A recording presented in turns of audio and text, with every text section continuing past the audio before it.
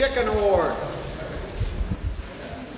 Each year, the class of 1972 presents an award to recognize uni students who have demonstrated spontaneous creativity, unbidden originality, thinking outside the box.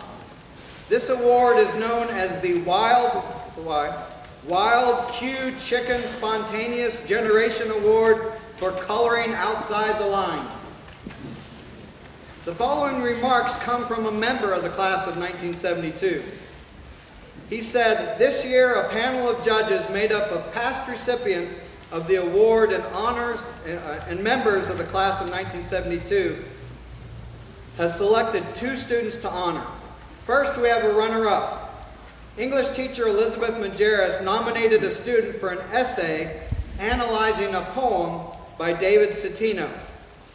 Miss Majerus writes that after turning in a standard rough draft that was well developed and perfectly serviceable, this student then wrote her final draft in the form of a poem, a 200-line poem complete with footnotes. Many of the judges were awed by the student's insights and by the delicate poetic skill with which she expressed them. One of the judges wrote, "I was so impressed by the poem that I printed a copy for my wife, the English major. She was bowled over and explained to me why it was so good." Scott Wyatt is here, representative of the class of 1972, and he will present the awards. The judges are pleased to award a t-shirt and an extremely honorable mention to the poet Victoria Wong.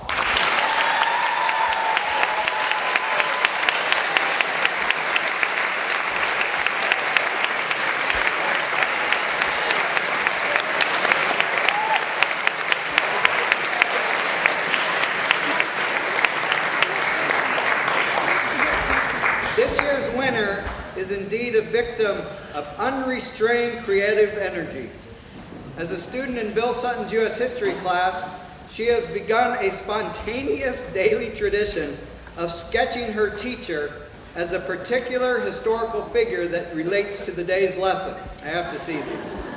As a classmate, Catherine Flos notes, by incorporating the image of a historical figure, this student has been learning history, but the activity has also provided the opportunity to practice her artistic skills. Mr. Sutton, the model for this student's artistic outbursts, has been thrilled to appear in the guise of figures as diverse as Franklin Roosevelt, Dwight Eisenhower, and Huckleberry Hound.